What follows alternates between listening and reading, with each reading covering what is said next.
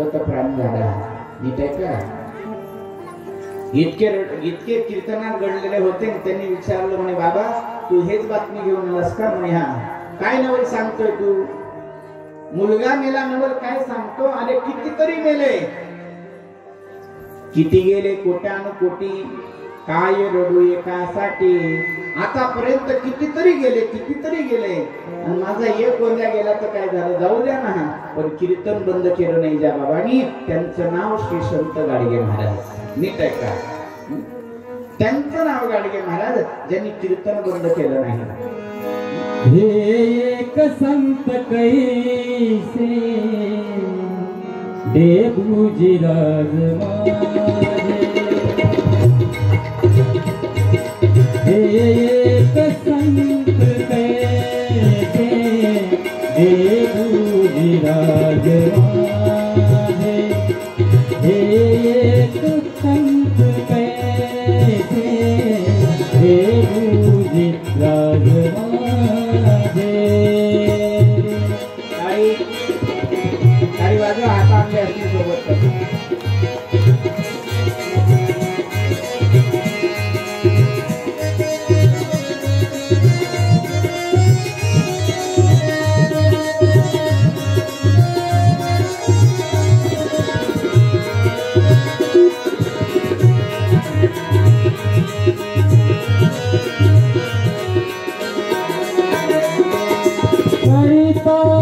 कीर्तनाला विद्या मुळी नसोनी, विद्या मुळी नसोनी, करीतात कीर्तनाला विद्या मुळी नसोनी, भरली रसाळवणी, भरली रसाळवणी.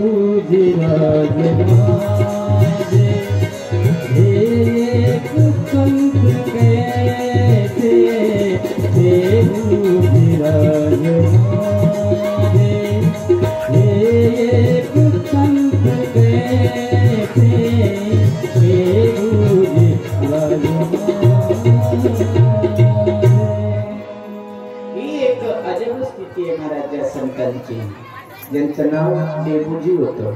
नीट आहे का? महाराज एवढ्यावरच विषय थांबतो असं नाही.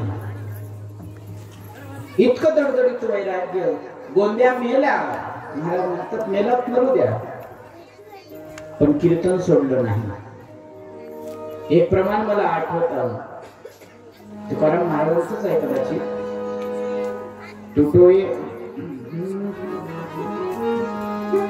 तुटोये शरीर फुटोये मस्तक तरी कीर्तन रंग सोडू नवे. तुटोये शरीर फुटोये मस्तक तरी कीर्तन रंग सोडू नवे.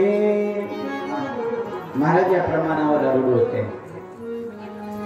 होत असतं कधी कधी आपल्याला कथेत कथा बंद करावं लागतं, कीर्तन बंद करावं लागतं. काही विषय झाला की साधी एक सापसोळ निघाली किंवा एखादं मेंढू पुढे थोडं येऊ द्या, बायकांच्या अंगावर आला की अख्ख्या मंडपात गोंधळ होतो महाराज. आपल्या इथे काही विषय नाही, इतका मोठा विषय नाही. आपलं खेडेगाव आहे, छोटेसे लोक आहेत, थोडेसे लोक आहेत, कळलं का? आता भव्य दिव्य विशाल प्रमाण असतात, भव्य भव्य दिव्य लोक असतात. त्यावेळेला मात्र पाहावं की चमराचमरी होते. एक दोन वेळा आमच्या कथेत असं झालं. आमची कोरपण्याची कथा होती, रात्रीला कथा होती. अचानक काय शाळेच्या प्रांगणात कथा होती चंद्रपूर जिल्ह्यामध्ये. आणि कथा चालू असताना ऐन कथा रंगात आली आणि तेवढ्यातच मध्ये काय निघालं काय माहित, मधातच खडगं चुकून उभं राहिलं. म्हटलं झालं काय, कुठं सांगायला निघालात का तुम्ही? मग पाहिलं जवळ जाऊन तर काही नाही, फक्त सापसोळ होती. स्थिती कठीण आहे, एक सापसोळ आणि तर आपण चालू शकत नाही. महाराज सांगतात गाडगे महाराजांची स्थिती इतकी भयानक, इतकी मोठी. मुलगा मेला पण कीर्तनात तोच रंग, चेहऱ्यावर त्यांच्या 12 वाजले नव्हते. कळलं का? अरे आपल्याला कोणी दुसरं मेलं म्हटलं की छातीत चमक निघते, आपल्याला धक्कट करतं, माय गेला वाटते.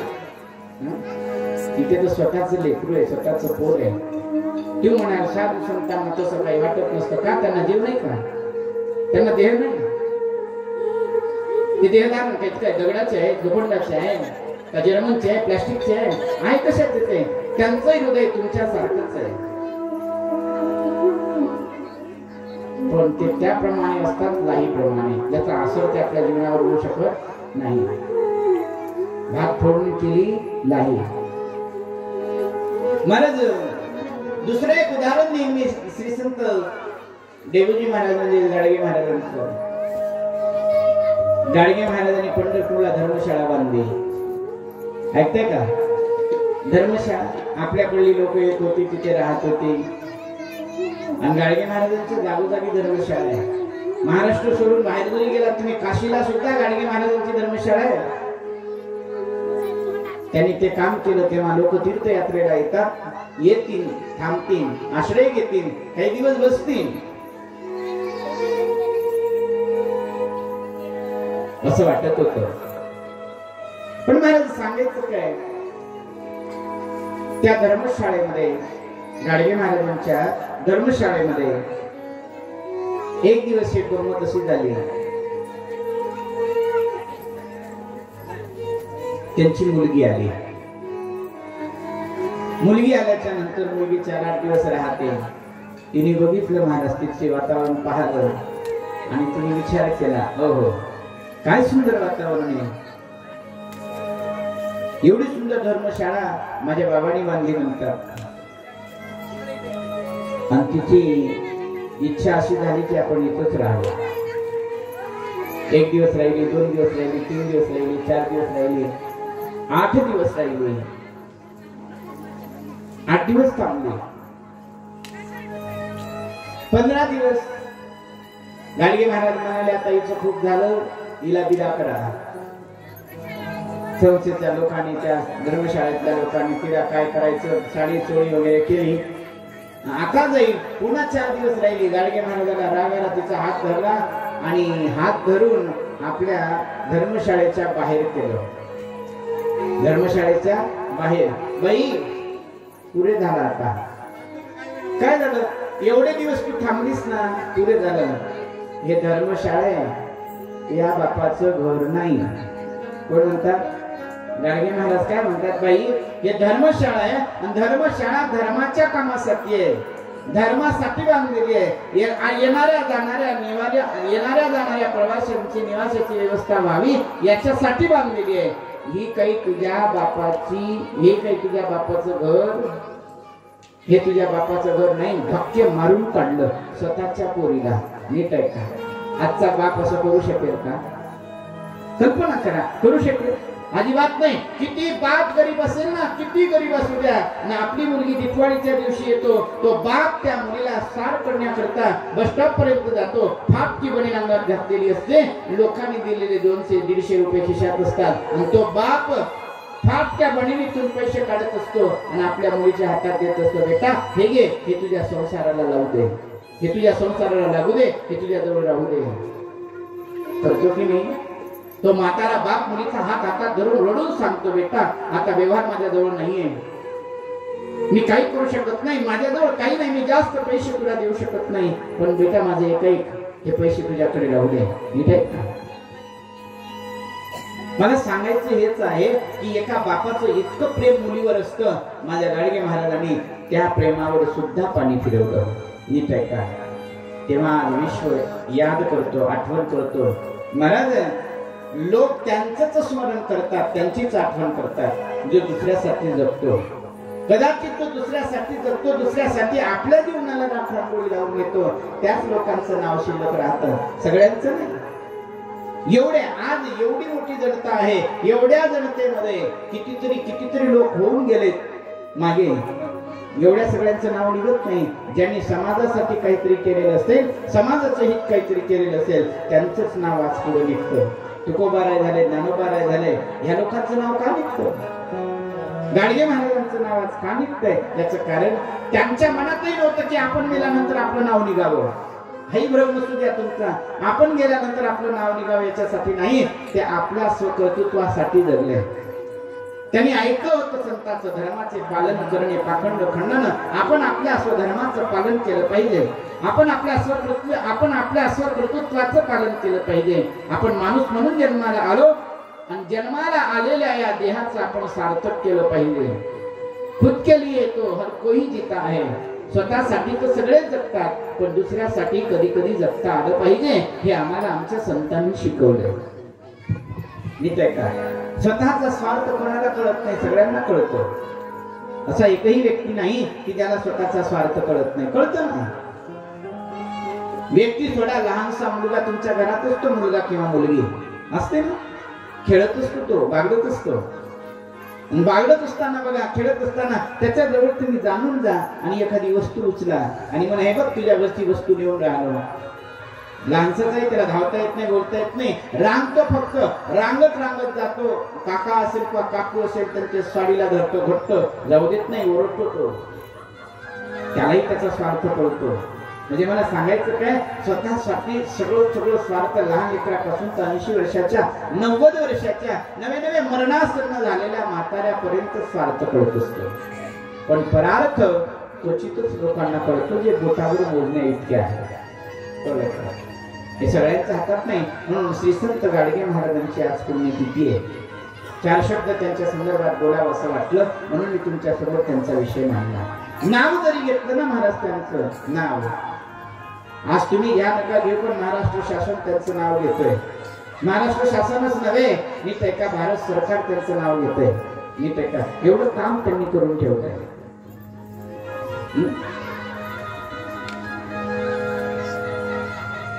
महाराज माणसाचं कामच मागे शिल्लक राहतं. बघा, जगून पहा तुम्ही. गावातही एखादा व्यक्ती असू द्या, साधा मारुतीच्या मंदिरावर झाडू मारणारा व्यक्ती असेल ना, त्याचं कितीतरी दिवस नाव निघतं. नाही बाई, माणूस होता भला बुरा, पण मंदिर रोज झाडायचा म्हणतात ना. पण केव्हा आठवण येते त्याची? तो नसल्यावर, गेल्यानंतर. असेपर्यंत आपल्याला त्याची किंमत वाटत नाही. पण जेव्हा तो सोडून आपल्याला जातो, तेव्हा त्यांची पोकळी जी पडते ती कोणीच भरून काढू शकत नाही. प्रत्येक माणसाची. फक्त तुम्ही प्रत्येकाला महत्व दिलं नाही, स्वतःला महत्व दिलं नाही, तुम्ही तुमच्या कामाला महत्व दिलं नाही. नीट आहे का? प्रत्येकाजवळ भगवंताने प्रत्येक व्यक्तीला, प्रत्येकांना प्रत्येक स्वतंत्र गुण दिलाय, स्वतंत्र गुण. आणि तो स्वतंत्र गुण प्रत्येकांना भगवंताने दिलाय, तो साध्य करता आला पाहिजे. माझ्यात आहे, तुमच्यात आहे, प्रत्येक व्यक्तीत आहे. फक्त आपण तो गुण कधी विकसितच केला नाही, विकसित करण्याचं मनातही आपल्या आलं नाही. आपल्याला एवढंच वाटलं की मी शांताबाई आहे, मला रोज निंदायला जायचंय, मला रोज कापूस वेचायला जायचंय, घरी यायचंय, 10-15 चपात्या थापायच्या, 2-3 नवऱ्याला द्यायचे, 10-15 आपण खायचे. एवढंच म्हणते नाही का? नाही महाराज, हे तर एक गोड विषय आहे. संसारात तुम्ही काय करता? किती मोठी मजली बांधणी बांधली, किती जमीन घेतली, काय प्रगती केली, हे संसारामध्ये सहज मिळणार आहे. पण खरी माडी तुम्ही त्या दिवशी बांधा ज्या दिवशी तुम्हाला कळेल की नाही आम्ही ही माडी बांधली. मग तुमच्या मनातून शब्द फुटफुटायला पाहिजे. कोणते?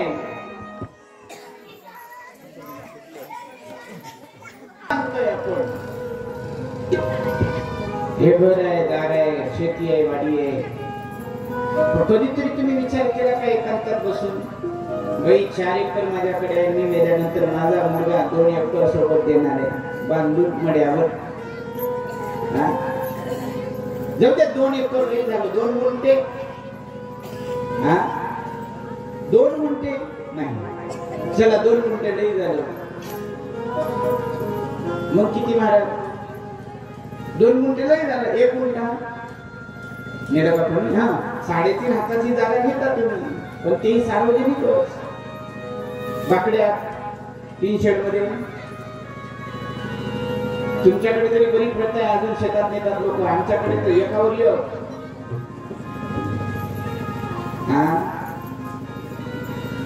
बरं आहे ते नीट आहे का? राष्ट्र तुकडोजी महाराजांचे एक भजन आहे. एक मानवा भाई तू राम नाम घेई,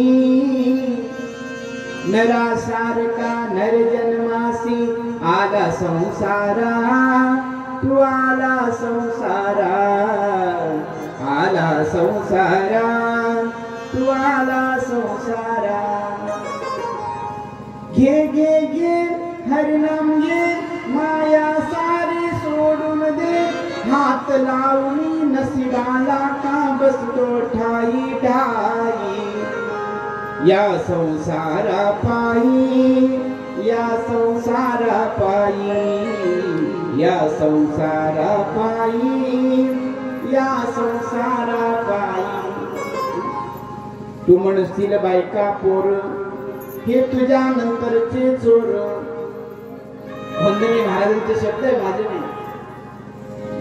तू म्हणशील बायका पोर हे तुझ्या नंतरचे चोर, मेल्यानंतर आपलं घर गावाच्या बाहेर, मेल्यानंतर आपलं घर गावाच्या बाहेर. घे घे घे हरिनाम घे, माया सारी सोडून दे, हात लावणी नशिबाला का रडतो ठाई ठाई. या संसारा पायी, या संसारा पायी, या संसारा पायी, या संसारा पायी. तू म्हणशील पैसा अडका हा इथेच राहील सडका, मेल्यानंतर तुझ्याच सोबत मातीचा एक मडका, मेल्यावरती तुझ्याच सोबत मातीचा एक मडका. सगळं इथेच राहणार आहे महाराज, सोबत काही येणार नाही. तू म्हणशील घरदार, कळलं का? हे सगळं जे आहे ते सर्व इथे राहणार आहे, सोबत तुमच्या काही येत नाही. येतं फक्त एकच, ते तुम्ही जे सोबत येतं ते घेत नाही, हेच मला म्हणायचं होतं. काय येते मग सोबत तुमच्या? काय नेतात? मुरमुरे टाकतात का तुमच्याकडे नेताना? बाया म्हणतील खरं खरं बोल ना बाबा, काही बोलतो का? काय नेता सोबत? गुलाल पाचतात ते, तोंडात टाकतात थोडस तुळशीच्या पानाबरोबर ते. काय नेता? काहीच नाही येत ना, काहीच नाही. रुपया लावतात तिकडे, तुमच्याकडे लावतात का? रुपया लावतात का? तोही अंत्यामध्ये नेतात आणि 20व्यावर काढतात ना. मग सोबत येणार काय? सोबत काहीच येत नाही. जे येते त्याचा विचार आम्ही कधीच करत, त्याचा विचार आम्ही कधीच करत. म्हणून विचार करा, महाराज सांगतात तो विचार करा आणि निश्चितपणे भगवत तत्वाचं चिंतन करत करत आमच्या सोबत काय येणार आहे त्या विचारांना अधीन राहून भगवंताचं स्मरण करा.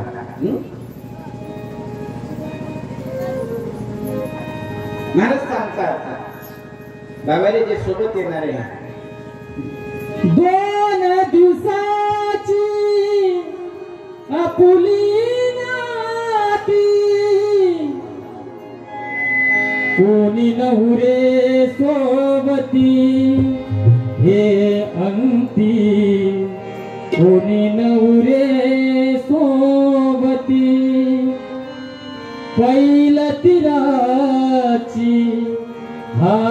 कथा पैल तिराची हा काही कथा स्मरतो एक सहारा खेळ तुझा न्यारा प्रभू रे खेळ तुझा न्यारा तुझे सर्व रंगी रूप उदारा तुझे सर्व रंगी रूप उदारा कळले सांग कुणाला खेळ तुझा न्यारा प्रभू रे खेळ तुझा न्यारा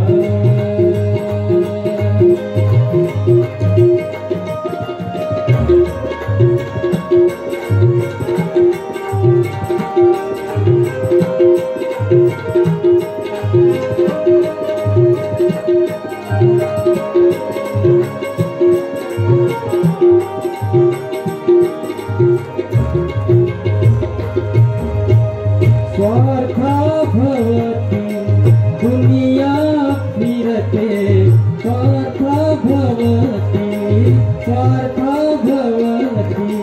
दुनिया फिरते बेमानी ठरती भलाई बेमानी ठरते सौद्यासाठी जुळती नाती सौद्यासाठी जुळती नाती फसवा भाव फुलोरा खेळ तुझा न्यारा प्रभू रे खेळ तुझा न्यारा तुझे सर्व रंगी रूप उदारा तुझे सर्व रंगी रूप उदारा कळले सांग कुणाला खेळ तुझा न्यारा प्रभू रे खेळ तुझा न्यारा प्रभू रे खेळ तुझा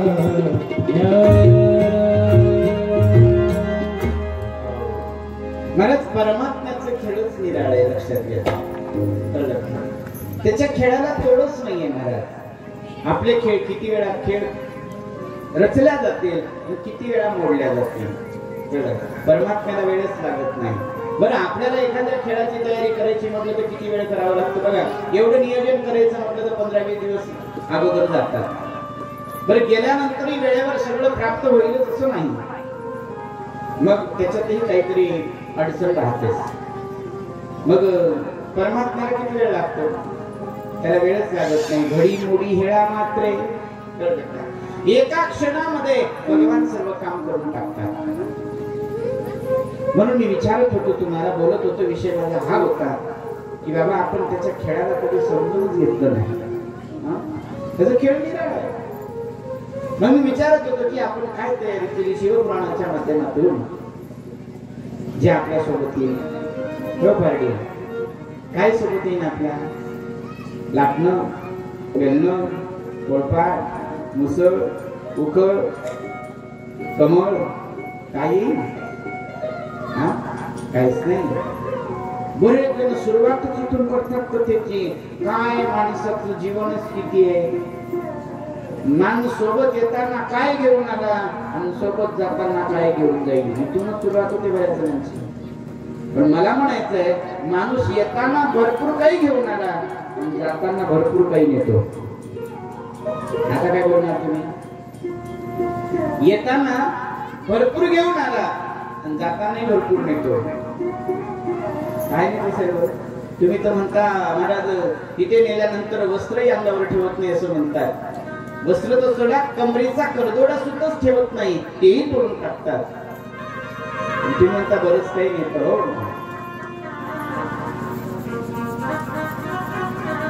येताना तुम्ही घेऊन आला लोक म्हणतात आला मोठी बांधून गेला हात पसरून हे एक मन खरी आहे जेव्हा तो आला तेव्हा मुठी बांधून आलेला आहे, जाताना हात पसरून गेला. सिकंदराचं उदाहरण भरपूर वेळा देतात, मी दिलंय. सिकंदराला शेवटच्या क्षणाला कळलं की बाबा मला काही नेता आलं नाही, खूप जमा केलं, मी अख्खा भारत लुटला होता की मला सोबत नेता येईल. पण जेव्हा मला जायचं काम पडलं ना, तेव्हा माझ्यासोबत काहीच आलं नाही. माझ्यासोबत फक्त काय आलंय, महाराज म्हणतात मी आलो होतो मुठी बांधून, पण जाताना हात पसरून जातोय. लोकांना सांगितलं मला जेव्हा तुम्ही त्या माडावर बांधाल ना, तेव्हा दोन्ही हात असे ठेवा. इच्छा खूप होत्या, आमच्या अपेक्षा खूप होत्या, पण एकही पूर्ण झाल्या नाही, खाली हात गेलो. पण शिवमहापुराण सांगतंय आपण खाली हात आलाही नाही आणि खाली हात जातही नाही. आलात तेव्हा तुम्ही तुमचं प्रारब्ध घेऊन आलात, हे विसरता कामा नाही. जेव्हा तुम्ही आलात ना, तेव्हा तुमचं प्रारब्ध घेऊन आलात आणि जातात तेव्हा तुम्ही तुमचं संचित घेऊन जातात. हे कधीच विसरायचं नाही. बोलून चालणार नाही काय आणले माणसाने, काय नेणार, आणलं भरपूर आणि येतोही भरपूर. मग आता त्या संचितामध्ये तुम्हाला न्यायचं काय आणि प्रारब्धामध्ये तुम्ही आणलं काय, याचं समतोल असलं पाहिजे.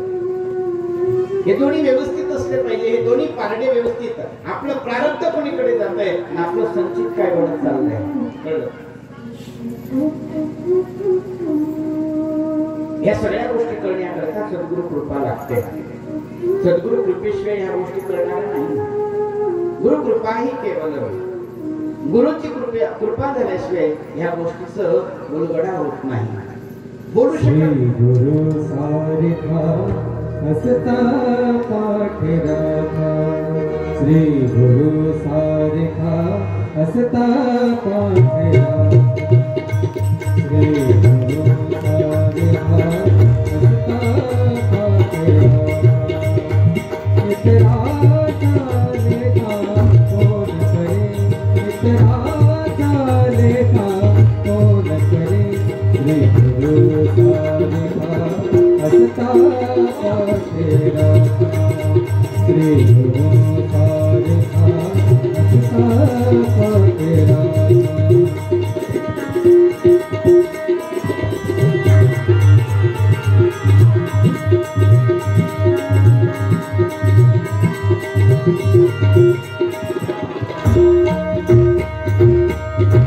राजयाची माता काय भीत मागे, राजयाची माता काय भीत मागे, मनाची अगोगे सिद्ध कर हो, श्री गुरु सारिखा हसता पाठी राखा, श्री गुरु सारिखा हसता पाठी राखा.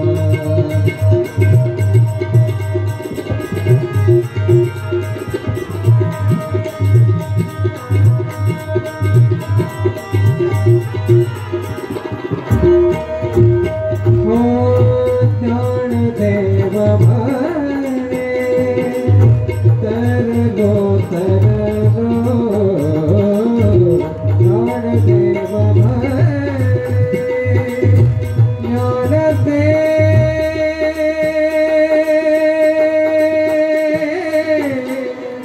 ज्ञानदेव